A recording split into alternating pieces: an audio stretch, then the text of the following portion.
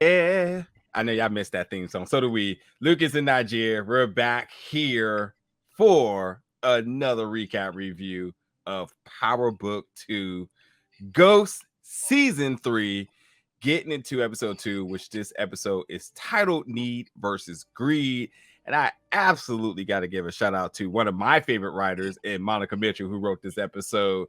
And I think of all of the Power Universe show series and shows that we cover, I think we may be most connected with Power Book 2 Ghosts. I think that's probably one of our biggest shows that we've covered. But we just met so many people from within it. So it's now get to a point where you can start recognizing people's names on it. Like, oh, I know that person. Yeah, they're cool. So definitely shout out to Monica writing this episode. But what a crazy episode. So much to talk about in this episode. And now hopefully you all have checked out all of our content with this season. Because y'all know what it is. When it's Power Book 2 Ghosts, you know we go in for it. But starting this episode off felt very much not like Power Book 2 Ghosts. In fact, it felt like BMF season 2 because we get Lauren, aka Lamar, waking up in the hospital as she is taking some time to regain her memory. And with this, Jenny you know, is kind of Jenny's being there, and from her being knocked out unconscious, and you know, her car that was driven out to the city and pushed into the reservoir, and all these sorts of different things were happening. But like Jenny obviously knows that, like, you know, all this happened, but we don't know by who. And you're very lucky because some random white guy who was walking his dog. Okay, can we talk about that for a second? But we know white people walk dogs, and they walk But them in the weirdest of places. But by a reservoir, where cars getting dumped, that's an odd place. And did he like dive in to rescue her? Because like last time we at least saw the car going in. So where did he just pop up out of that no one saw him coming? yeah. But this guy saved the day. But Jenny wants to figure out who all playing this or whatnot. And with all of this, Lauren sort of wakes up from this dream. And now we actually do have Jenny walking in the house. So this is, you know, the first scene was obviously Lauren in and out of consciousness, going back from what happened, but Jenny obviously trying to get as much as they can from her in the hospital. But now this sort of dream or just this memory trance that she had, she's in the house. Jenny's coming to drop some things off, and Lauren wants to know, listen, how much longer do I have to do this? She wants to see her parents. She wants to at least have a phone call here. She said the only people who knows that you're alive is her supervisor and her doctor, which that isn't true because, yeah, we'll talk about it. But Lauren makes it very clear. Effie tried to kill her. Yeah. This is so much to talk about right here. But Jenny says, I need time to build my case because she's trying to build this Rico case, which means that one person ain't enough. She needs everybody. And then ultimately, too, as as this case is above Braden, as she said, because then she shows her a picture of Tariq. And she says, while there is no proof of Tariq working with them, and there you go again. I swear, yeah, the hard on they have for Tariq is amazing. God, I would never want to my last name to be St. Patrick. It just feels like a curse at this point now. At this point, it is. But Tariq does everything, even when he's innocent. And I love that this first two episodes is really the battle of Braden and Tariq about privilege, about how this event affected them totally different, like totally different. And Braden is just so naive about it all, you know, damn near ignorant about it all. But just to focus on this scene for right now, what's your thoughts about these development and revelations that are happening here, especially as a lot of this isn't adding up to me? What's your thoughts? How do we draw the conclusion to anyone else when she clearly says, Effie tried to kill me? Like, that should be it right there. The point of holding on to somebody who literally is telling you, no, this person tried to kill me. You're like, well, let's wait till we can build our case because I need to involve other people that you're clearly telling me aren't involved in your murder, like, or your attempted murder. Again, it shows Jenny just being overzealous about bringing down all these other people when a killer's right in front of you. Like, I don't know how they think this is ever going to be positive. Like, she's naming the killer. She's clearly tired of being hidden away. Not only that, to hide her away this way against her will at this point, and you not informed her family of it, her parents, that she's alive. Like, Lauren isn't an adult here. She's very much still a kid. Like, it's not making much sense here. But again, with all the cricket people in power, the Jennies, the Sacks, the Gregs, the Angelas, the Blanca, like, it's all of them, man. All of them are willing to do whatever they can do to take down a St. Patrick. And this is her opportunity because she's still mad that Tariq embarrassed her in court. Is it funny that we got the superpowers working together with Jenny and Blanca? And then the new one, yeah, Kevin is Kevin coming Whitman. in there. Just, yeah. The NWO. Yeah. And he's like, man, we don't care about Tariq. Monet's the real kingpin. Like, and it's weird because I'm thinking, and like we'll talk about it, and folks, we encourage you all, as always, each week, each show, whatever it is that we cover, to get in the comments and in order to chat and let us know your thoughts. But how was it not a blatant obvious that Monet should be somewhere in the top of the totem pole here, just by Lorenzo alone? Just that. If you want to throw out, absolutely no sense. It made no sense because you can slander Tariq by what his dad did, but you can't slander Monet for what her husband did or her son. Why wouldn't her husband just be at the top of the list? You have a whole convicted drug dealer out here, yet and still, Tariq is the person that you're more concerned about. Yeah. Zeke dies at an airport hangar. He's related to Monet, and yet and still, she's not like on your list at all as a concern here. The whole family should be. Like, come on, man. It just shows the hard on they have for Tariq. Like, yeah. Even when they moved Monet up, I felt like they just wanted to move Tariq next to her and be like, she may be the kingpin, but we still got to get Tariq. Not to mention, Brayden's already admitted to doing everything. Like, at what point is any of this going to be brought up? That's what's so funny about it, is because it's like Brayden is admitted to it. And we also know that Braden and Effie has connection, and Lauren just pieced it together, and you're still like, okay, well, so while that's good and all, this still isn't enough for us. Like, I just don't. I just don't get it. At this point, anyone else can be caught with a gun murdering someone, and they're still going to find a way to say, we know you got the weapon, but Tariq has something to do with this. We'll let you go if you let us know. It's just odd, man. It's just odd. Going to the next thing here. First of all, I don't know, man. But anywho, what do we got next going on here? You had a whole thought to yourself there. You did open your mouth up. You said, man, man, that's crazy. It's crazy. Yeah. Nonetheless. No, seriously, the first thing that came to my mind was like, this show truly comes off like almost like a sitcom at times. Just how how everybody pieces everything together that it does, and you're just wondering, like, okay, now everyone here is not special. These people know exactly what's going on here. How? I mean, how are we just letting someone who attempted to murder someone just stay out free to the public?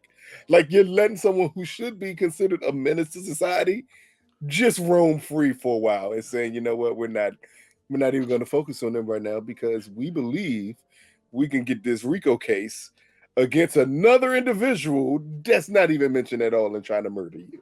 And like it's funny because Blanca's just like, so who in the world is going to have any bit of confidence that a 17-year-old is behind all of this? Then when you really think about it from that, it's like, oh, say, so the 17-year-old college kid is running a Monet, Lorenzo, or ex-con is working for him. Like, really? Anywho, Obi, who is the Mr. Anti-American, comes right in with his anti-American jokes and how he'd rather be in Paris right now. But he says, listen, Noma's insane for giving y'all this opportunity here. But you know, much like for her, words don't mean much to her. So action, you got to kind of do the thing here. But Tariq and them doing what they do, I guess with no fear in their heart, just speaks to him however they want. But Obi makes it very clear that he really looks forward to shooting Tariq. But we got everybody wants to kill Tariq. It makes no sense here. Tariq did nothing to this man at seriously. all. You would have thought it would be Kane who he would want to shoot. And he's like, I really look forward to shooting you. It's like, dog, this man, he's got to be the most hated person that Power's ever created. Like, and no one else. And listen, this is what's funny. The Power series, they hated Tariq, like the audience. So Courtney came with Ghost to change that narrative, just to make all the characters hate him.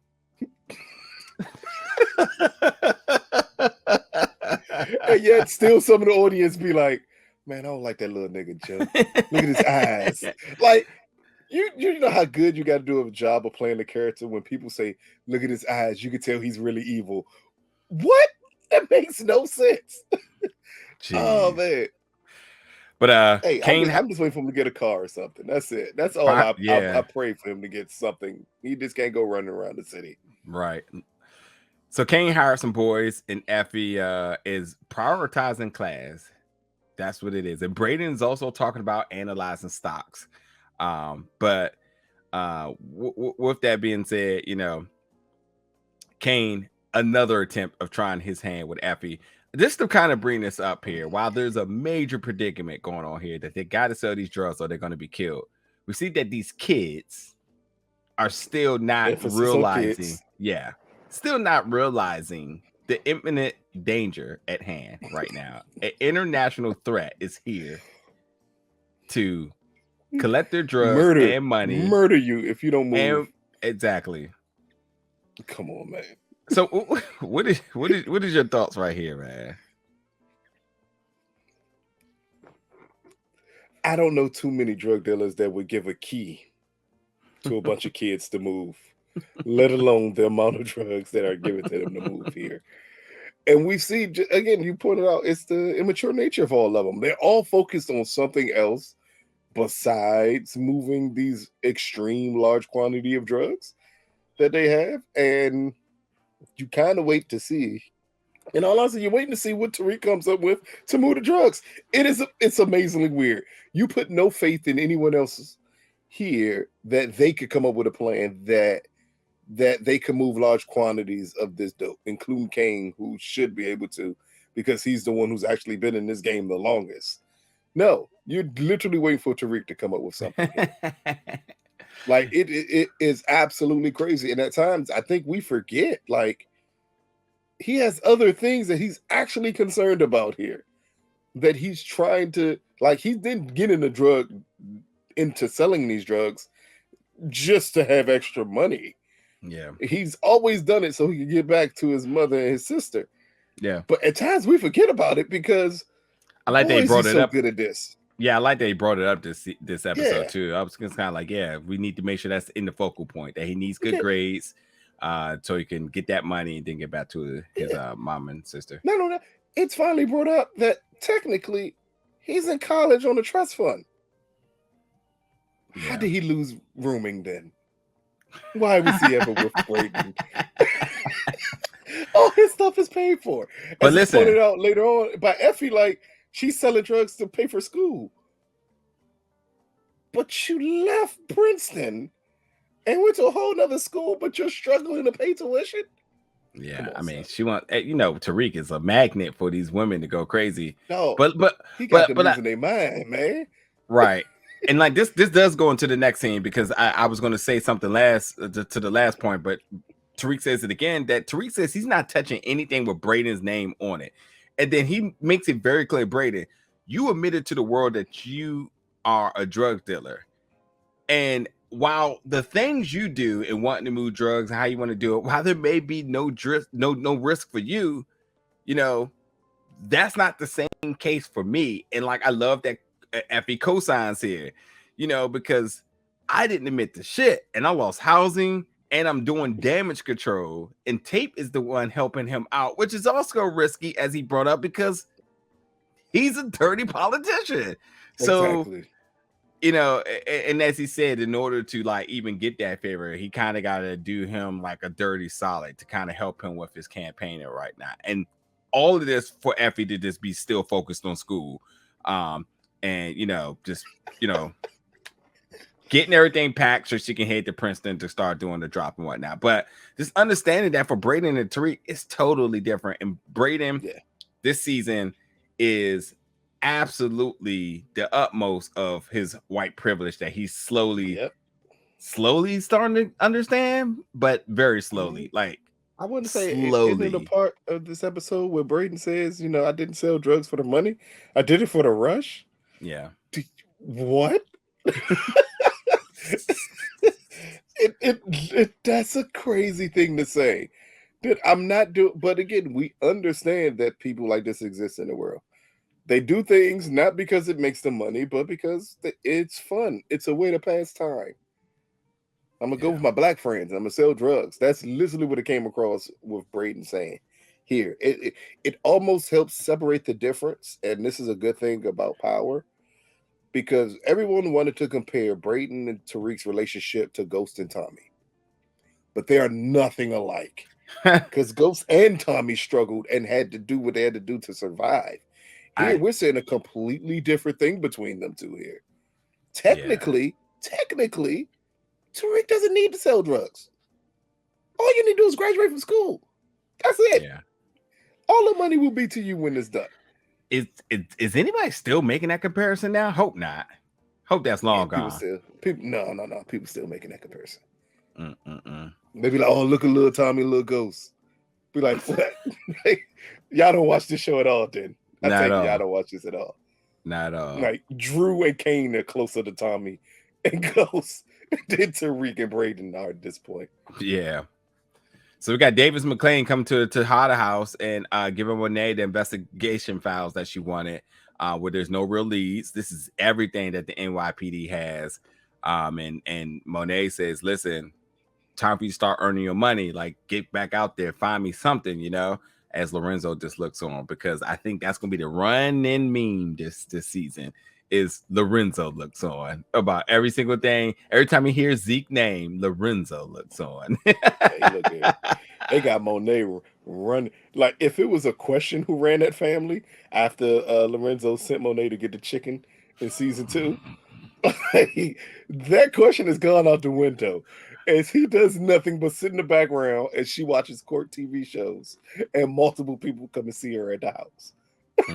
No one's coming to Lorenzo like, I got a business proposal. Everybody like, hey man, let me go talk to Monet right quick. And then she's just like, man, get the fuck out of here, to everybody. So Saxon Jenny, as there's this waiting for my CI to give us something, as she says to Sax, because now if it wasn't confirmed for you before, it's very confirmed that Sax is working for Jenny as her CI. And Sax says he's working on it, but obviously there's a little bit of pressure on her end. With that also being said too, they're trying to figure out what is the utmost importance for the Theo Rollin case and file, and looking for the unredacted version of it. But understanding that if you request, the red flash is going to be all over that for her. Yep. So at the end of the day, Also, too, this is an interest. This is a super. I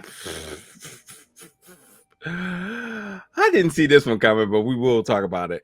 But anyway, as Jenny and Sats continue to make her comments, we start to hear Jenny come off a little racist here, as she makes a correlation to LeBron, and the same thing with. So she again, to what I said earlier, Tariq here, and because of what his dad did, automatically assumes that this 19-year-old is running an entire drug organization. So, you saw that as being racist? No, the LeBron comment about basketball. Well, I said, of course his sons will play basketball. Look at him. Like, that's not racist. I mean, let's be real here. We literally review another show where a son is playing a father, and most people would say, "Oh, he'll make a good drug dealer, just like his dad." Like, it makes no sense. I don't think it's a race thing. I think people just make the correlation from one to another. Like, it makes no sense to actually think that way. But unfortunately, people do think that way. I mean, it was just funny that she pointed that out, because at least we understand why she believes Tariq is the person that he is. Obsessed. And why Sachs being her CI, that still makes absolutely no sense, because he's actually a lawyer. So if he turns to a criminal informant, that means he loses his law license. So he loses any form of having a career, because you can't continue your career after being a CI for either defense or prosecution. None of that will ever work ever again. They're going to take that license immediately from you. Yeah. So that means that Sachs for her, and I think it's true here, would be off the books. Yeah. So that he's not necessarily a criminal informant. You're doing some shady stuff because you think it's going to help you catch Tariq. Yeah. Fair enough. But yeah, this is Jenny playing. She's trying to get this RICO case, so that and obviously, while we know a lot of what Jenny is tasking Sachs to do, Sachs doesn't know what Jenny is up to, as Jenny has not mentioned about her relationship and partnership in working with Blanca Rodriguez. We got or Lauren. Yeah. Or Lauren, yep. So Kiki, back at the Weston Holdings joint, she see people sleeping at the desk, and talk about racist comment. Get one cuz calling her Amorosa. I was like, oh boy. Yeah, they are extremely racist. Look, this is where the good old fashioned racism should kick in. Is at the Weston building, because I mean, this is a bunch of privileged kids. They don't. It may not even be meant racism, but it's just they're gonna say whatever they think, because who's ever checked them to tell them that's wrong to say? Omarosa was fucked up. That was a fucked up comparison. Yeah. You could have called it like Gail or something, like to help, like Gail King's to help. Like, you could have called her Gail or something of that nature. But Omarosa, is that the only black person you've ever seen in a business setting before? Like, come on, man. But brother ally Braden says, hey, do you need to go to HR? And they jokingly say that he's probably dreaming about his Proud Boy rally. But we go to Tate's office, and look who we have here, Mr. Stephen Ott, which I am completely disappointed that we did not get the Influence series, because you would have had these folks like Stephen Ott and the Westons and what's his name? All of Stern, yeah, a bunch of folks. Yeah, and there's another name we're forgetting too. But yeah, all these folks would have been involved, and it definitely could have been an interesting show.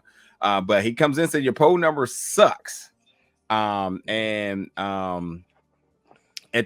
Sweetney, there we go. While Rick Sweetney did not go off quiet, he says that, listen, like, you got to do something to improve your approval rating here. You need to bring in some fresh blood. Go get a new intern. Which is obviously where we know where this is going. And he also says the lack of a wife is an issue here.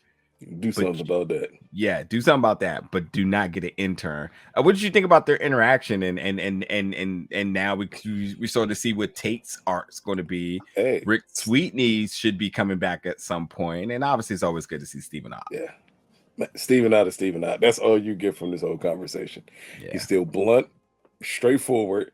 Like, hey, we're gonna lose because you're not doing X, Y, and Z. Like, I am more interested to see as Tate's storyline progresses, how do they play this angle with him and Ott?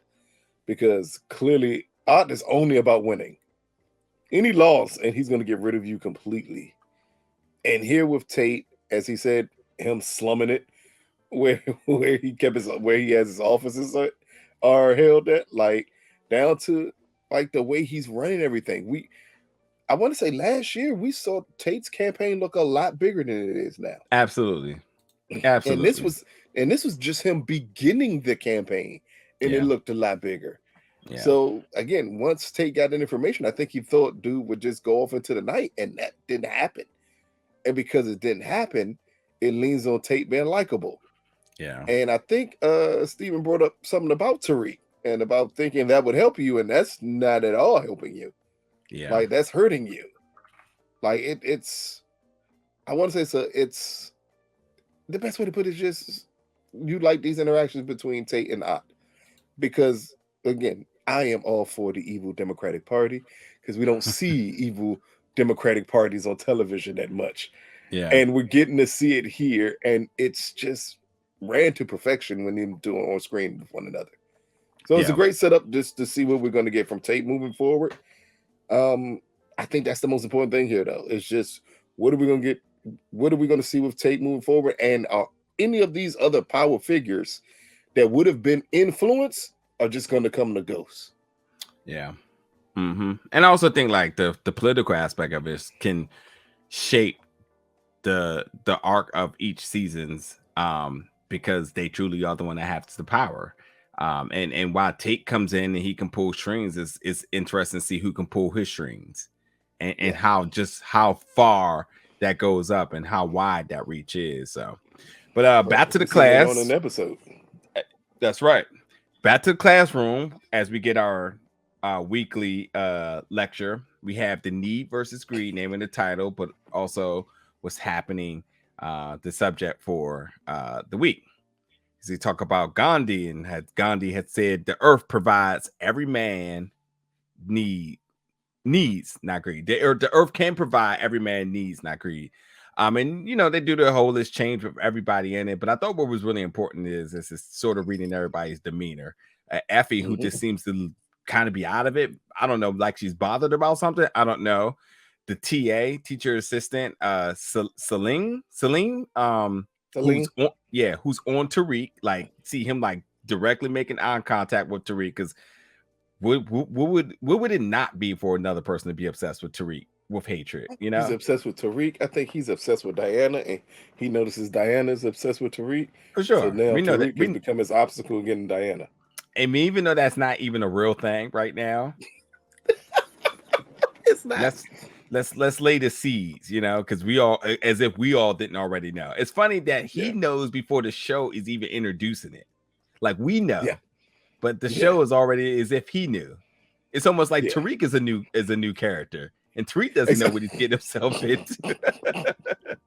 Like he the new student just came in the room, and everybody looks at him like, I wonder who is he. Yeah, weird.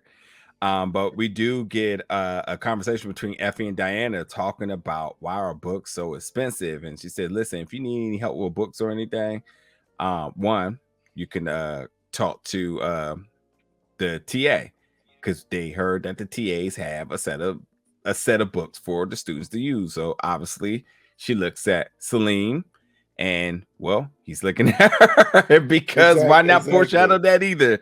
But it is interesting that Effie and Diana can be cordial with one another. I'm starting to think Effie doesn't know anything about Diana. Yes, she does. Because I was thinking, was it Diana and Lauren that had the issues? But all of them had the issues, essentially. Yeah, it's all three of them that had the issue. But I don't know if... But Effie was the homie, so Effie knew about the other two. Yeah. Again, unbothered. That's just what it is. But they would have a cordial conversation here about school, because I I'm think bothered because when did TAs start having extra sets of books? I don't remember that in school. I think that I think I mildly remember that. I do not remember. But I'm also not a woman, so I wasn't approaching a TA for a book. 2, how long are we going to go with this Diana is broke angle? Like, I just need to know. I love what's pointed out later on in this episode about her being broke, but I need to know how long they're going to go with this Diana's broke. The whole story. Yeah. Back at Weston Holdings, as we got somebody being fired here. So to throw it to you here, as we get this person who computer had been basically raided, and they found stuff at his desk and on his computer. And as they have a zero tolerance conduct, and he needs to leave ASAP, as they find a tiki torch and clothing at his Come desk. on, son. Come on, man. Well, just tell me what your thoughts were about this. And also Trace giving him the finger as he left out too. I was just like, that's the most Trace thing for it to happen right here. But what was your thoughts about this? My thoughts were, do all races do this to other races when other races get caught? Because they have said the most racist things in this office. And you drew the line at a tiki torch and a shirt. Is that where the line was drawn at? They literally just said some sexist and racist stuff the day before. But this is where you draw the line at? And we know they don't like black people. Like, we know the Westons don't like black people. Why do they even care? Like, is it just a front for them to care that, you may don't like black people? And who the hell has a tiki torch in their office? Like, come on, as man. Braden said, you can Postmates everything. That is equivalent of someone hiding a Klan robe at their desk that they just pull out when they feel like clanning. Like, it makes no sense. But again, it's just to show Brayden sticking up for Kiki. Yeah. Also, there's probably a little bit of both here, but first of all, we gotta talk about my man getting walked out, and he says, "My dad is going to sue you so hard." I was like, that's so. I've heard that line so many times. But Kiki looks at Braden and was like, "Oh, is that you? Okay." So that turn Kiki on. They make out in the elevator, and talk about, as I say, you can Postmates anything. Takes him to a private floor, that only there's more floors, but this is the only floor she knows the code for. They start making out, and this is an interesting conversation here, because as he says, money doesn't make him happy. She says, "Well, give me money and I'll show you what happiness is." And obviously this is his Braden and his privilege again. But Kiki definitely threw it at him, put it on him, and also make it said that, like, also you can throw me some bucks too. So I'm just gonna say it because there ain't nobody else gonna say it. But this was a mild form of prostitution, but no one needs to know. Nothing mild about it. Nothing mild about it. And Braden said it ain't tricking if I got it. Like, they clearly did that. And you can always tell, because you can tell how broke people talk. And I'm not gonna say rich people, but because not all rich people say things. You don't have to be rich. As long as you have a certain amount of money, you may feel like Braden. Money doesn't bring you happiness. You know what broke people say? Give me money and I'll show you happiness. No, you won't. Like, it doesn't change here. And it's that correlation between them two. And I'm kind of wondering, where's this going to go? Because it seems like we know how Braden is. Braden falls for women mighty quickly. Yeah. Kiki about to be a Western, Joe. Yeah, I mean, we might as well spend a little bit of time and talk about it here. There's a lot of, because there's some foreshadowing here. Like, there's other floors, but this is the only one I know that has the code for. So are they going to try to run the operation out of this building? That's what I was thinking. Is Kiki going to supervise it? Is she going to want to cut in once she figures it out? All of those sorts of things. What's another woman inside of this organization, triangle, square, octagon at this point now with everybody. And also, do she realize that who she's dealing with, a guy that just admitted that he sold drugs? So is she aware of that? And is that why she's going after him? And does this put her a part of the Rico case? Will she catch a stray bullet now off of this, or just by Kiki being around? Undercover. Oh my God. For who though? Yeah, imagine that. Blanca, her being a narc. Blanca, it makes sense. It would make sense. We know how Blanca treats her CIs. Maybe.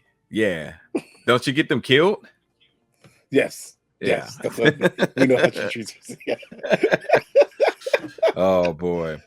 So Bruce Chandria is working for Tate at the front desk. Jesus, that name. First day of the internship. And as Tate says, unexpected turn of events and a little bit of redirection. Like, Tariq, you too hot in these streets, bro. And as Tariq said, you threw me under the bus for some campaign dollars. And Tate said, here, take a hat. Crazy, but it's all good. So Kane and Lorenzo now. So Lorenzo's not moving nothing for Noma. As he says, I'm not doing anything for Mecca, which means I'm not doing anything for you. And Mecca's dead. And my man is still holding on to this. He's just like, still obsessed. He is still obsessed with Zeke and Mecca. Yeah, Mecca's long gone. Like, bro, he's like, I ain't doing nothing that has Mecca name on it.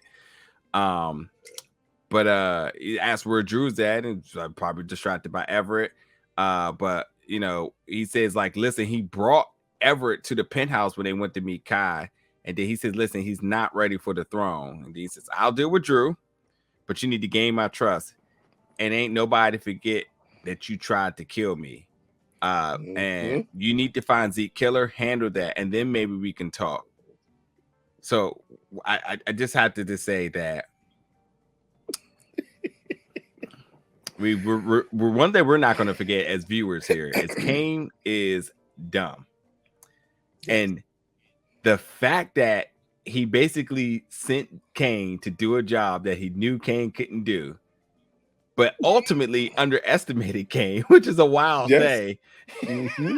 I mean, every once in a while, the clock, all the hands on the clock. Broken clock is right at least 2 times a day. For that, no matter what. It always happens. You can't even help it when it happens either, because that was the dumbest thing in the world to say. Go find out who killed Zeke. But it just proves that you think Kane's an idiot, that you've even sent him on that mission. Says, I don't believe you're smart enough to do anything. But also, again, just Lorenzo looks guilty every time we turn around here. If you mention Mecca, he gets extremely jealous. If you mention Zeke in the closet, in the bedroom, he's going to open up the bedroom door in the closet and say, what? We're going to find out who killed him. Like, it's so much guilt that he's carrying around about this that it's leading him to make dumb decisions. Yeah. So either he thought Kane was an idiot, or he just went with the first dumb decision that came to his mind, because he is Kane's actual father, right? Yeah. Okay, then it makes sense. Both of them are stupid. Because this is 2 stupid reactions here. He's so terrified of finding who killed Zeke. You sent your son to find the real killers, OJ. Like you didn't know it was you. But I mean, it kind of makes sense, because it was like, well, he's like a dog. He's just going to keep following his tail around.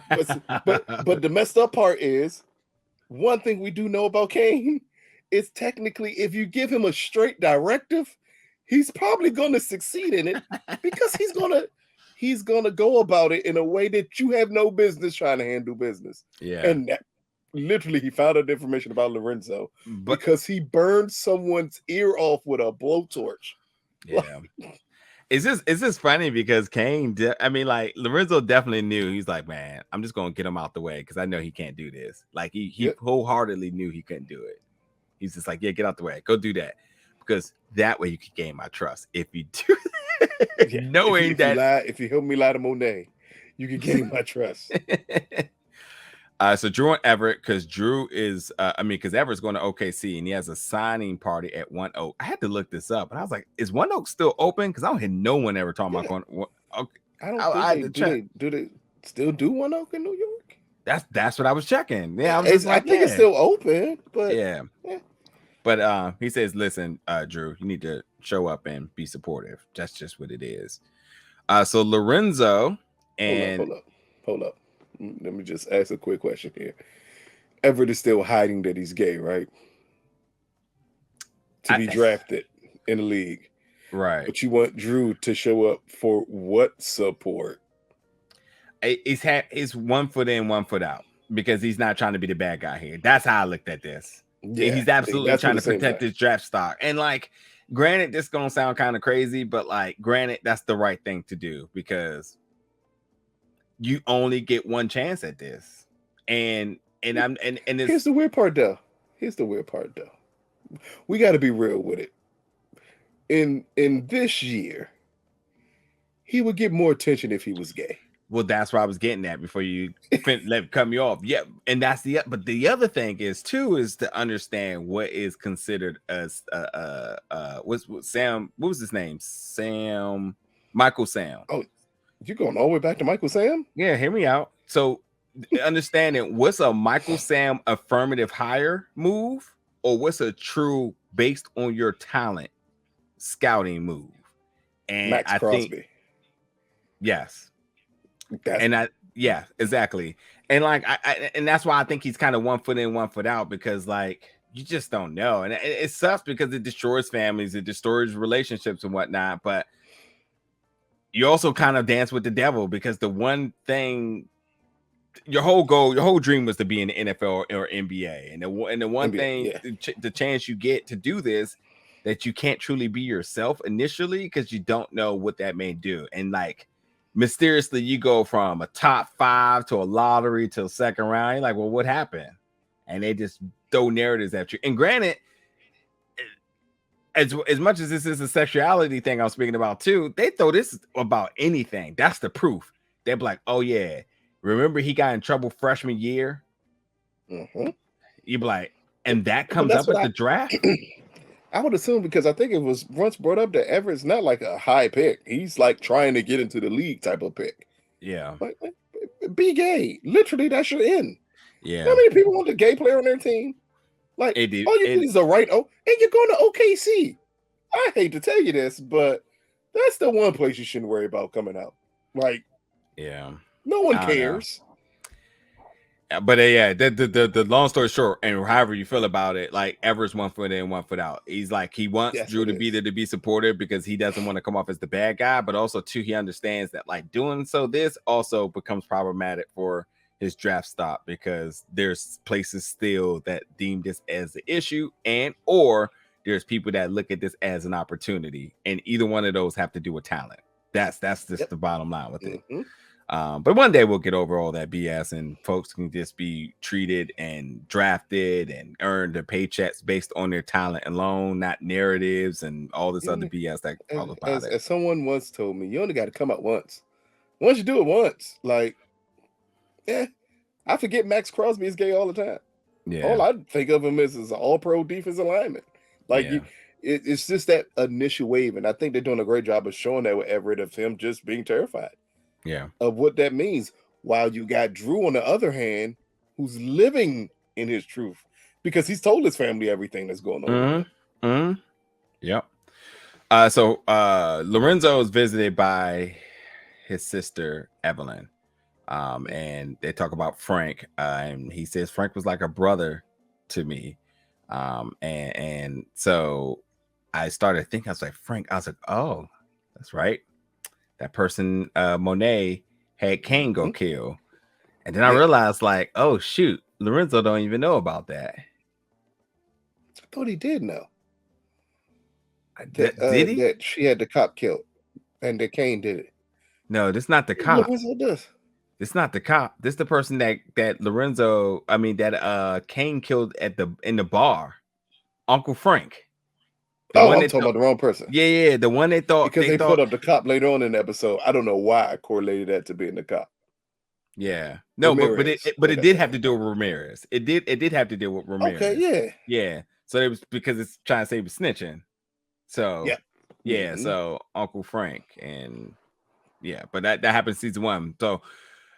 So anywho, he talked about by losing Frank, just couldn't imagine just how it would to be losing one of her boys, as she comes through to try to give sympathy to Monet, but Monet is just completely just out of it. She's obviously still grieving and depressed and whatnot.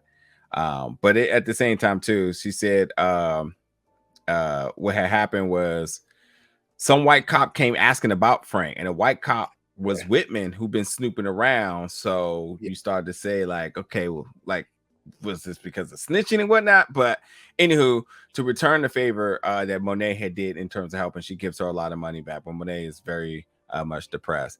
And she says she has a foothold in Brooklyn. And she says her boys take care of her. So, just to kind of get a little perspective about new name Whitman in here, and the Tejadas are aware of this now. But we go back on campus now. We got the crew all chatting. Brayden's back on campus. This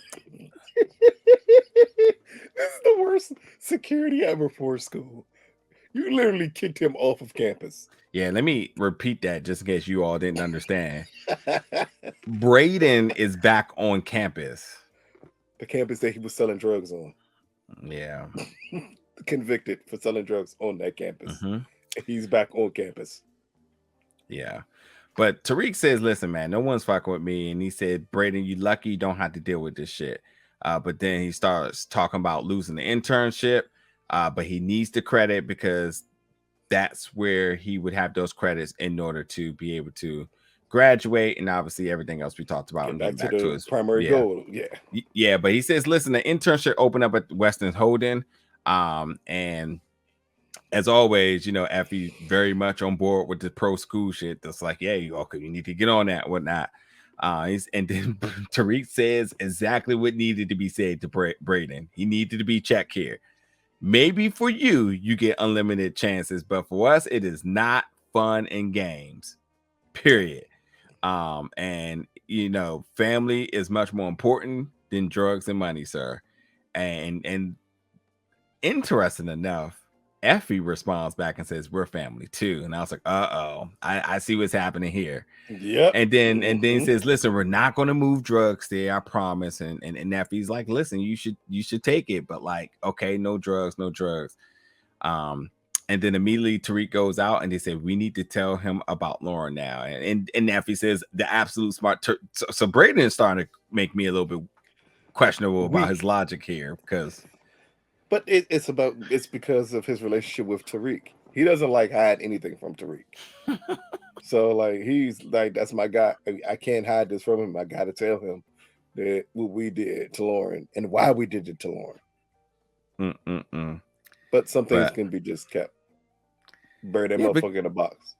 Yeah, because she said, rightfully said, like, listen, him finding out helps nothing at this point. Yes. Nothing at all. Nothing gets better. Yeah, and she says, listen, we're taking this to our grave. And then she said, because we're the only two people that know. And I was like, okay, also the math is wrong here, because at this point now there's 5 people that they don't know those other people know that Lauren's alive. But yeah, it's gonna get real interesting. And honestly, it's not even 2, because doesn't Kane know? No, Kane knows too. Oh yeah, Kane knows because it was all set up with Kane. So Kane. So Effie, Drew, because if Kane know, Drew know. Braden, Lauren, Jenny, and Blanca. And the plot thickens. Anyway, we got Kane out here torching 2 people and wanting to know what they saw last night. And we come to find out it is the pilots of Mecca's jet. And he says, listen, man, I only saw him from the back. It was a bald-headed dude with a dark jacket with a big collar. And then he says, with a broken tail light. And the other dude said, yeah, I know you remember something. And he flamed his ear and he said, all I remember is a car driving had a tail light busted. So there's that. There's a part of this episode that's so funny. But going back to Weston Holdings, Tariq walks in with Braden. Kiki, as he mentioned, is his supervisor. Personal trainer Nick got a big introduction. I was like, wait, what? But anyway, he said, let's schedule something. They said, oh, he's such a dick. But then we hear Brayden's full government name being yelled from the top of the lungs here, because good old Daddy Robert says Brayden Jefferson Weston family meeting now, and Trace already knew what time it was, and so did Brayden, and so did Tariq, and so did us. All of us knew what the hell was going on. They said, "What the hell is Tariq St. Patrick doing here?" And he said, "He's the new intern." And well, we obviously knew that Uncle Lucas was the one to make sure that this went down. But Braden you're supposed to stay away from him, but and you know it's not good for the family. And then he says, like, nah, it ain't got nothing to do with the family, it got everything to do with the bottom line, because that's all you care about. And Braden said, in the reverse of his privilege here, he didn't do anything wrong. And you holding it against him is just racism. What happened to zero tolerance? This is the most vouching ally statement ever. Like, he read this straight out of a manual here. How does zero tolerance even apply? And he just got the job. I mean, I get it, but like, no. Like, here's the weird part, though. He said all that while still not admitting that he got the guy fired because he hit a ticket towards his desk. You can't bring up zero tolerance when technically you got the guy fired by lying on him. And then because they won't let your black friend in, who happens to be the same black friend that you were selling drugs with, who happens to have a track record, like, who happened to steal a book from your parents that led to other issues. Like, yeah, I'm not really rushing to let him in. No, none of my business. And just for the end of this scene, we get Lucas saying, you know, what's good for business is inclusivity and diversity. And Trace says, oh, what are we going to make Juneteenth a holiday now? Of course, Trace would say that. Here's what's interesting about all of this. While there's a lot of joking going on here and a lot of different moving parts, understanding that as much as I've been clouding Braden this entire time, Braden has set Tariq up since the beginning here. Yeah. When you thought that he got that dude fired for his girl Kiki, this was a plan he set in place so he can get his hard on to sell drugs. That's it. This was Project X. My man literally he did all these crazy things to just try to throw this big moment to have an adrenaline rush here. So he got this dude fired. He went and smashed Kiki on the floor that he probably already knew about, because why wouldn't he? And she said, why wouldn't you know about this? Yes, why wouldn't you? Yeah, it makes no sense. But again, this is Braden not caring. He doesn't care. Oh, he's completely a liability now, because if you go to this extent to manipulating Kiki, getting dude fired, working with your Uncle Lucas, who clearly is part of this plan too, who also is pro having Tariq here, getting Tariq here. So it's odd, because with all of this that Jenny is saying, how could Tariq be the one? Well, Tariq being 19 doing all of this. Well, shit, everybody else seemed to believe that he's this capable of doing everything, because you got his whole fan club. Yeah, his whole fan club. Like, we need him in here and whatnot. But like, when you think about it, all these things aligned as a plan by Braden, by way of his Uncle Lucas, to get Tariq in to sell drugs. Because diversity is highly important. And listen, you know what would be a little bit like believable here, just a little bit believable, if Tariq was Effie. Because Effie is Effie's a programmer, and she knows how to move weight, and she has multiple connections. If Tariq was Effie, I say, okay, that makes sense. You got somebody who can develop an app, which we will talk about, move drugs, knows how to handle her own, had her own connected at a point. Absolutely Effie. But Tariq? No. But even Effie was part of this too, because Effie was like, get it. And as we know, everything. Oh, go ahead. I think she was saying it because she thinks it's still best for Tariq. And her and them. Of course. So it is very interesting. But Lucas and Tariq has a conversation. And Tariq is texting Effie and saying, man, this shit over before it even starts. And Effie's getting the product right, getting them all labeled so she can drop them off at all the Ivy League schools. Because she's not fucking with no HBCUs because they don't have no money. Diana talking to Salim. HBCUs in New York? Nope, it is not. There is not. I think, wait, I said that before, I think. And somebody was like, yeah, it is. And I was like, no. It's not. Yeah. And upstate New York isn't New York, just in case it's in upstate. Because we don't count that. That's Buffalo. So Diana asking the TA, Salim? You asking me about names? Oh, sorry. We'll just go. We'll get it right. Anyway, she's asking him about books because I know a famous. It is Salim. Yeah. Salim. Yeah. So she's asking him about books, and she said, "Listen, as we all been wondering here, there's one major question, and it's Tariq and his lack of car. But there's now another bigger question about Diana and her financial situation. How do you have a Balenciaga book bag, but don't have the money to put books in them? Damn. If you don't sell that fucking book bag, go on StockX and sell that book bag. And get you some books and an off-white book bag. I'm pretty sure you can afford it at this point. Yeah. I mean, between her and Tariq being broke, but having these extensive wardrobes that they have on this show, it's amazing. Yeah. I don't remember being a broke college student and be able to afford Balenciaga anything. Not even. But she said her parents paying room and board and she just got to handle the rest.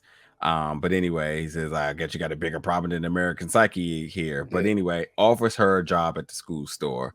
Monet driving, gets pulled over, and we already knew what it was here. Not even a quest. Oh, good old Whitman. Whitman. So where were you at the night? Racism here. Where were you night of Carrie Milgram's murder? And finds out that Zeke did come to him, and she's like, as soon as she hears Zeke, her antenna goes off. At this point now, it's this Zeke. I mean, it's gonna be interesting where the Zeke story arc goes at the end of this season. He said he pulled her over for a broken mirror and then proceeded after talking to her to break her mirror. I said, wait a minute. Yeah. Like, does this exist? Like, we are in a time frame now that this type of behavior can't exist without everybody recording it in New York. like you pulled over a black woman in a very expensive car. At this point, you should be terrified of everything. Yeah. Instead of trying to find out who killed. Yeah. Not even his girl, Zeke's girl. Yeah.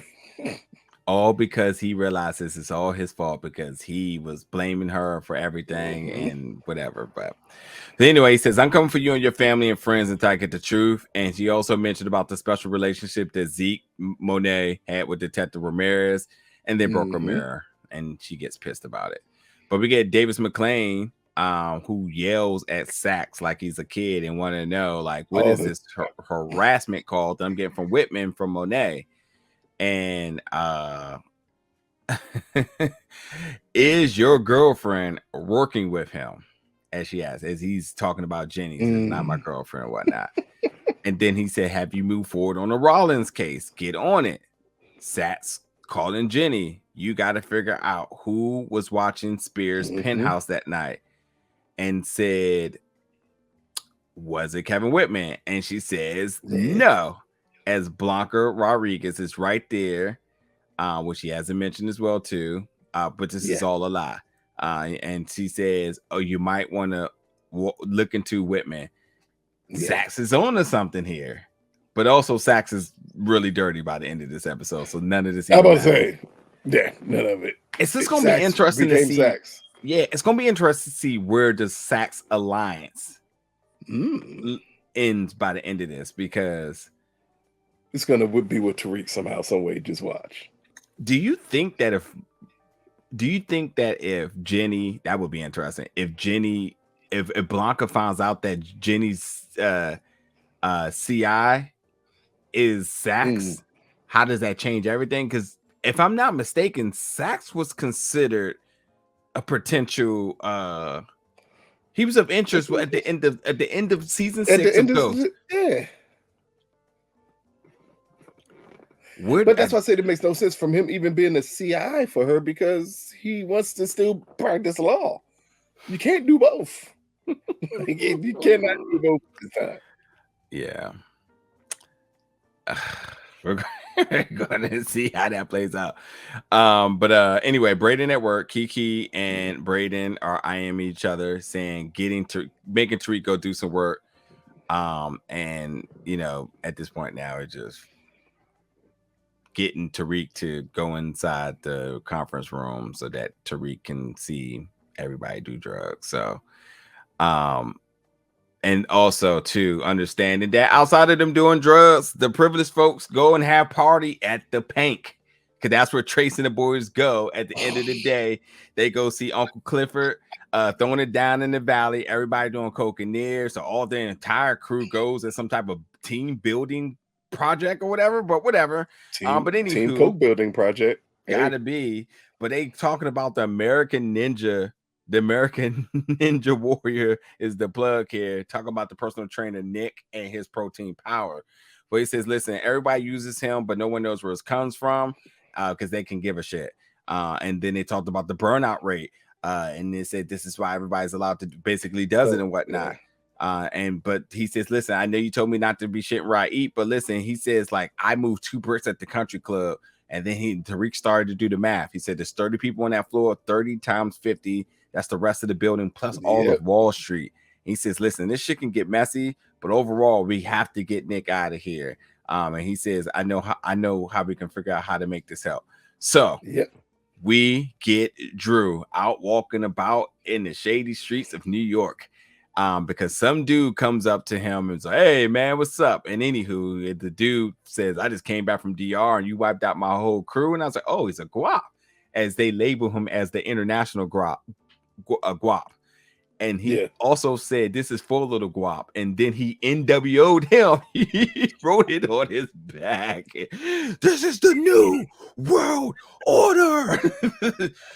I was trying to figure out what he wrote on his back. In NWO. Sweet. Oh man, what's even more amazing, again, in New York, that we could witness this assault on a gay man. This is a mugging. This is a mugging. It's a straight punched mugging. Him, knocked him out, and then spray painted him, and no one's there. In NWO for life. Man. Sweet. It is the most disrespectful thing humanly possible, because he knows who Drew is, so you know who his family is. Yeah. How did you think this wasn't going to come back to you? Bow, bow, bow. Hogan had him do a hit. I mean, it makes sense. I mean, it's a hate crime. Of course, Hogan was behind it. Against a black and a gay? Oh, man. Yeah. Hogan's like, man, he's non-binary. I'm going to hit the trifecta here. Like, you thought he wrote NWO on his back, and he was like, N-I-G-G. Wait, what? Anywho, this is a big talking point of this episode. As he gets back home, and Monet said, I thought y'all dated all of them guaps. So what's good with that?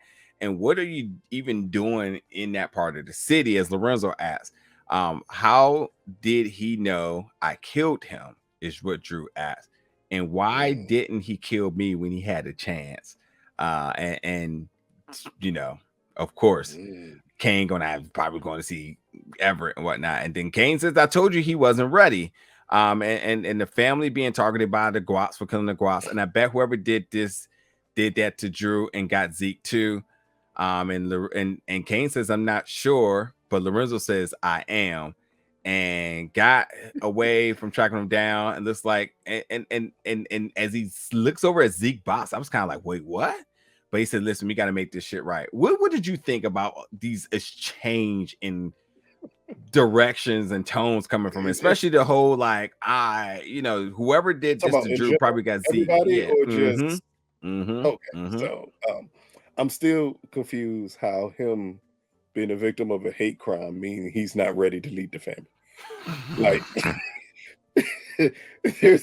I don't get the correlation between the two. I don't think anybody does. It literally makes no sense to bring those two things up. Like they're mutually exclusive to each other. Like clearly, if he can be a victim of a hate crime, how could he ever run our drug organization? Like those two didn't compute to make it make sense. Also, the desperateness of Lorenzo in this whole scene. Like, nah, they had to do it. Like the moment Drew said, "How would he know I killed Little Guap?" The whole mood in the room changed. And then you go down to everything else. Like, you are still extremely eager to say somebody killed Zeke. Why? You're kind of waiting for someone else to notice that. Granted, we found out later on it's the person who we would not have expected to know it at all. Yeah. Who put 2 and 8 together because he's incapable of putting 2 and 2 together. And got 11 and somehow still got it right. Exactly. He like that kid in class that does the math and you see it on the board and you be like, nah, man, nah. How you get the right answer? Because the numbers ain't adding up there. So how did you get that? And he like, but it's the right answer. I think that's how Kane is here with piecing together everything from Lorenzo with the tidbits of information he keeps on getting. But as you said, the tone of everybody in this room, everybody is on defense mode except for Monet. Yeah. Monet is still in a mode of just wondering why isn't things handled the way it should be handled. Exactly. But she's still in her grieving stages, so she's not going to be the one to help you.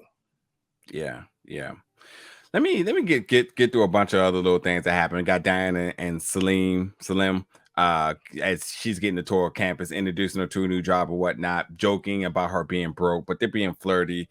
And at this too, tells them this joke about how all of the Skittle flavors are the same, and it's a cost effective strategy.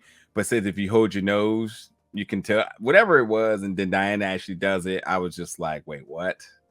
But anywho, Diana texts Effie and says, "Thank you for the tip with the books." Then enters Effie and Tariq walking in public together because now they're at the same school. So now they're on campus together, walking to the same store that Diana's working at.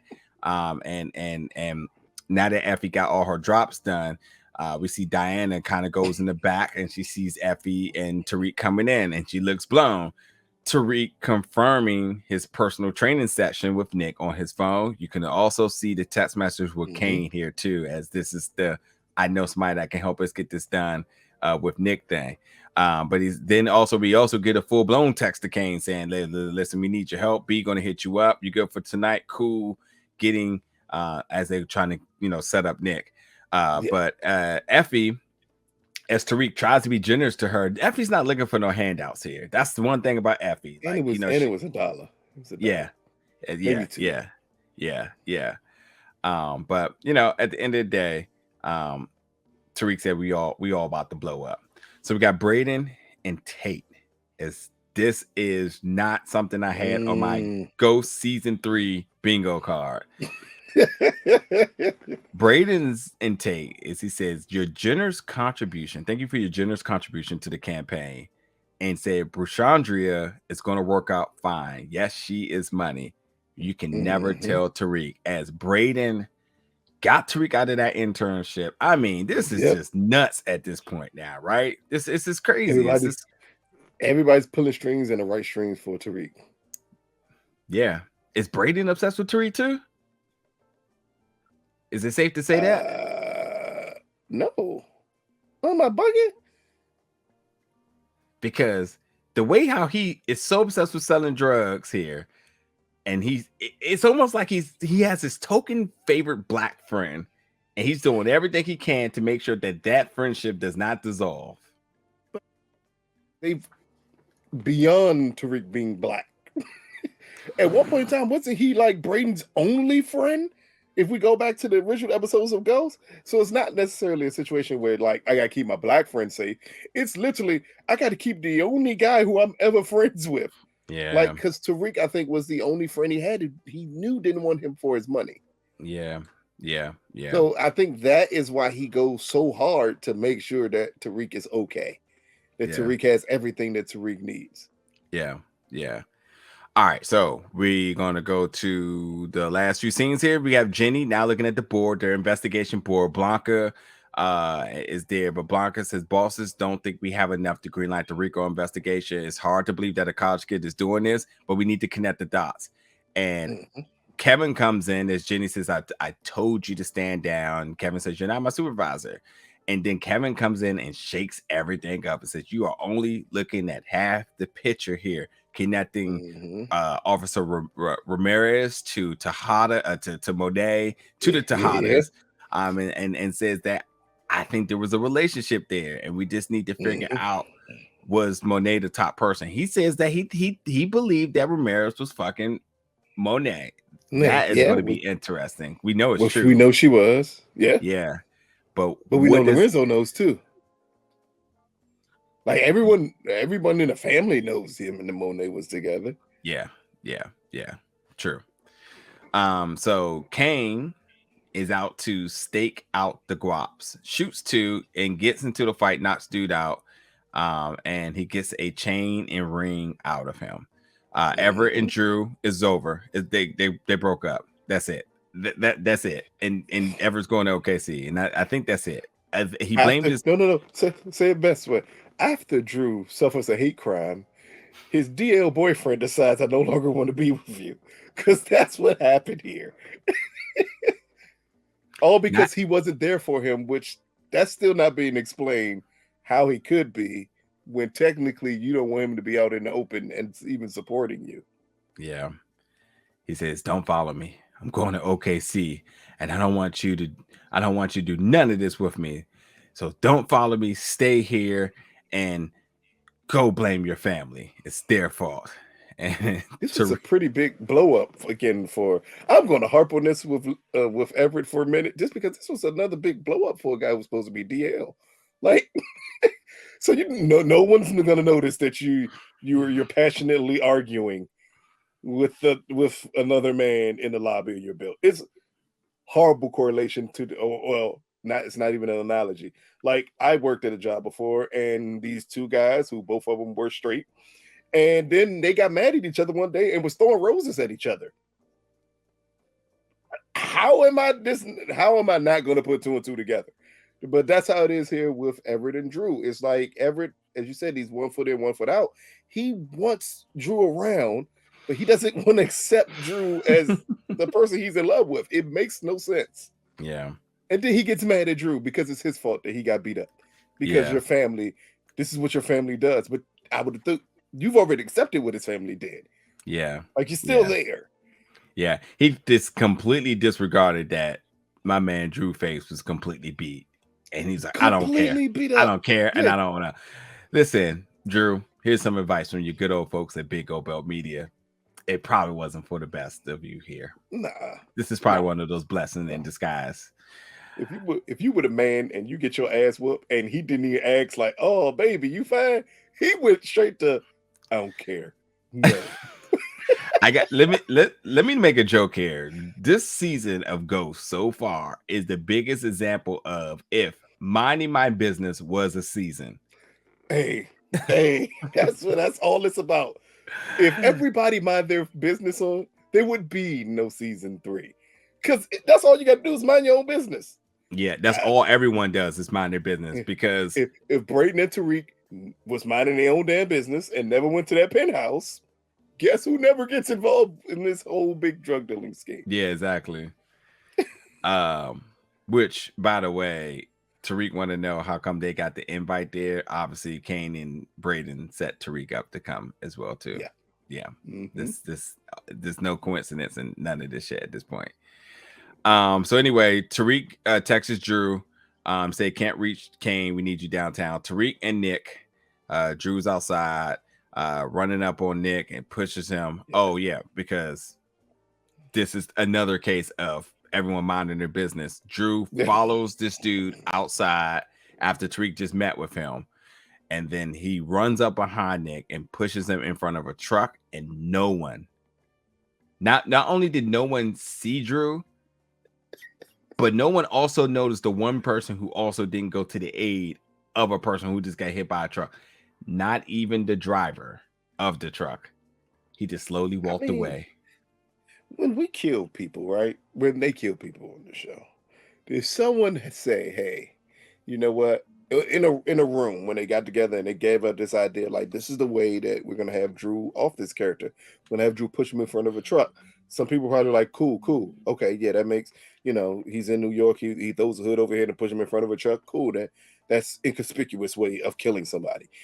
No one raised their hand and said, sorry, we're in New York City. So like on every pole is a camera. So if Drew does that, he's clearly going to be on video camera as him being the one who pushed this man into the crowd. And they'll just track him from when he didn't have a hood on his head so they can know it's him. Like, yeah. Power is. I'm happy here everybody did mind their business because they just let Drew walk away. Yeah, no. Yeah. All of them were just like, not my monkey, not my circus. Yeah, Good Samaritan. The Good Samaritans of New York. It's like they see these things every day, and it's like, oh man, is he dead? Oh, okay. Hey, just like the dude in New York who hopped in front of the train, and people was mad and say, "Oh man, I hope they hurry up and get his body off so I can make it to work on time." Yeah.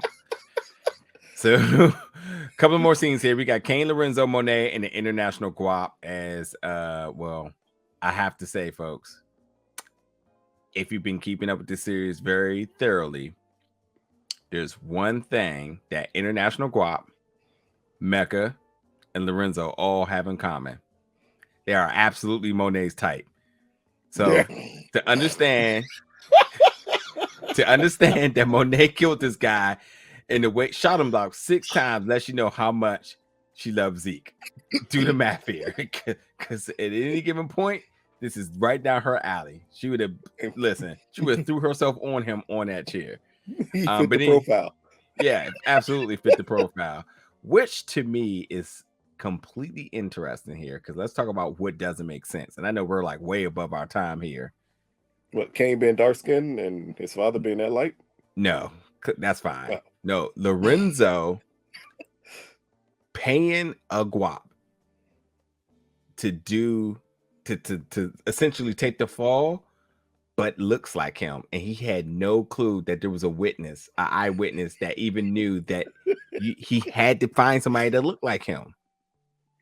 That's an interesting thing because he could have easily.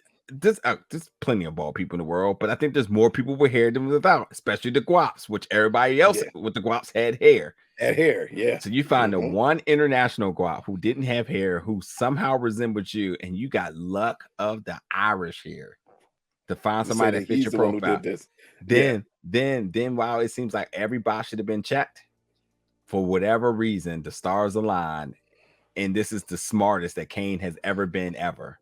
That it's just maybe Kane turning the corner. Maybe he's going to turn the corner. This is roulette, and it's landed on 00 4 times in a row. It just doesn't happen. Three sometimes, but 4 never. But anyway, as he says, like, I was out the country when Zeke was killed. I was hired to jump Drew. And like, this is Monet saying, is it really him? It says, I found this on him, and it was Drew chain and Zeke's ring. Monet shot him 6 times to clean this shit up. Sachs snooping around Davis stuff, screenshots a number on this flip phone, calls it, and it's Monet, and he says, holy shit. Effie now developing Course Perfect, aka Course Correct 2.0. As I said, Effie's the one. She's absolutely one. And she was so ready to launch the app. We all know what this app is all about here. This is the successor. This is also interesting that Tariq and Braden went to somebody else to develop this app, and they had a friend right there in the mix who could have did this, and it would have saved them a lot of trouble. Hey, and that's one thing that's not, but at this time, I don't think they were as close with Effie when they did that. Yeah, he was always cool with Effie. Effie just wasn't fucking with No, they Brayden were like cool, that. but that's what I mean. They weren't at it when I mean close, not necessarily close Yeah. in a relationship, but like now they are in close vicinity with one another. Wouldn't I have asked that question like, "Hey, is this something you could actually do?" Yeah, Because it's just, I would need to know your skill set here, and but also, clearly Effie's proven it. yeah, but make it very clear she is doing this by herself and not letting anybody know because she was ready to Because submit the app, but she ended up not. She looked very worried and unsure, which tells me this is what's been on her mind this entire episode in terms of yeah, she got this master plan, and this is the thing. She understands the danger here, but this is her way of being able to move the weight, yeah, make her extra money, and do it in a way that she can also recognize that what Tariq and them was doing was genius. She just comes up with her yes, better version of it. That's not even just going to be on one campus. no, Effie, no, no. much Hey, bigger. hey, Facebook. Yeah, as I was literally going to say that earlier. Literally going to say that. But with everything in motion, the new cars are in the gym. But the folks are looking at it as like weightlift WS, a new trainer, and they're shaking their head like they're not on board with this. That is Yeah, interesting, mhm. which tells me that they will have to come back to Effie because they're playing and knocking off Nick and what they think is going to It's work, and not gonna everyone's not do. buying. Yeah, So last big scene is the Kane and Lorenzo scene. that's the biggest thing of the episode. Biggest scene of the episode here. Good work tonight. And then Kane says, I see you got that tail light fixed. He's like, yeah, man, it's been a while ago. And said, okay, cool. He says, wow, what's up? You good? He said, never been better. Never been Mm, better, huh? He said, yeah, because I know you killed Zeke. And he says, what the fuck are you talking about? You sent me to do a job. I did it. All these months to find Zeke killer, and I had no problem finding Mecca's pilot. Told it, and they told it all. What's funny is Lorenzo getting somebody that looks like him, as I said, and not unknowing that there yeah. was witnesses, which is just complete fun. It's so lucky. Otherwise, it would have been dead obvious. It's just. Mhm. There has to be something else that comes to this coincidental thing that was coincidental that could have worked to the Lorenzo favor that manifested it into nothing. But whatever. He says Zeke never wore his ring, and it was That in the which is the box key that part. Monet, yeah, that Monet was in the box that Monet couldn't find herself to open. And then he said, with all that time you being in, I thought you would have a better poker face. Because Lorenzo licking on face. Yeah, yeah, And then you all the said time. you hired to for Drew to get jumped, and the face you made when that was brought up, it's like you got me all fucked up, man. As Lorenzo Hmm. said, he says, "No, I fucked. That was a mistake." And he came clean and basically said Zeke was in Mecca's car, was getting to his jet. I thought it was Mecca. I never would do anything to hurt your mom like that. And they hug, and Kane says, "You're even more stupid and pathetic than I thought. All this time, you thinking I'm not ready for the throne, and you not ready for me. I own you, and you're gonna move this weight. See you at the house." What's your thoughts about the final scene, man? He punked the shit out of his daddy. That is. He ended it with, "And see you back at the house." Yeah, Not at my house, but this is Kane becoming the boss that he wants to become. At, at first, I think he felt he needed the blessing of Lorenzo, yeah, but that time has passed. He no longer cares about that. He wants to prove that I can do this, that I can be the person running this business, and he's willing to do it at all costs. And yeah, right now, he has Lorenzo locked in. You have yeah, no choice because you're yeah, not going to go out there and say anything to Monet like, "Yeah, this has happened, but I'm letting you know because I don't want Kane to take this to." She'll kill him, yeah, so that would be an option. So this is just Kane, as you said, correcting himself and actually coming up with a smart idea and smart plan and executing it well because he definitely drew Lorenzo in to make Lorenzo think like, yes, of course I believe you. When clearly he's letting it known from the jump that was never the case. I know that you killed Zeke, and now yeah, you're mine, and now you have to do whatever I say. Because the last thing you want me to do is go tell Monet that you killed Zeke. yeah, yeah, yeah. Listen, man, a lot of big points in tonight's episode here. As we got Lauren telling Jenny that Effie was the one that tried to kill her, Tate giving away Tariq's internship to Hmm. Prushandria, Tariq gets the internship at the Weston Holdings, Lorenzo Hmm. has Drew jumped and pins it on the international guap. to divert the blame from Zeke's death from him. Like, come on now. Everett and Drew breaks up because we have to mention that. Drew kills Nick, the trainer who was selling at the Weston Holdings. Kane figures out that Lorenzo kills Zeke. Braden and Kiki have sex. Kane also brings the international guard to Monet, saying that he kills Zeke. Monet kills him. Sax finds David's burner phone and uses it, which he uses to communicate with Monet. And I guess I just never realized that he had a burner phone, but okay. Yeah. Anyway, Braden pays off Tate and gives away the internship. And well, Diana gets a job at the candy store, at the candy shop. You see how ashamed she looked? That's what I want to bring up. She looks so ashamed to work at the candy shop, but Effie broke. So why was she running away from Effie? I'm so confused here. Effie has no money. Why you need to hide from Effie? And yet still everything you had on could buy whatever book you wanted to buy. These kids and their priorities, man. Priorities, man. Priorities. How dare you walk around? I've been told you couldn't walk around with a expensive wallet if you ain't got no money to put in it. Yeah, that's right. That's right. Anyway, folks, we out. This was our much longer than usual review recap of Power Book 2 Ghost Season 3, Episode 2. Y'all get in the comments. Let us know your thoughts about Season 3. Is it Season 3 already? Episode Jesus. 2. Yeah, time is flying, man. Oh, man. But y'all let us know y'all thoughts about tonight's episode. Let us know the things that were confusing to you, your predictions going on with this season, all those sorts of different things, man. There's a lot to kind of make with this episode. That's why we have so much detail on with this one, as long as there's so many different things. But y'all know what it is. We're back each and every week, which means we'll see you back next week for episode 3. Thank you for watching, folks.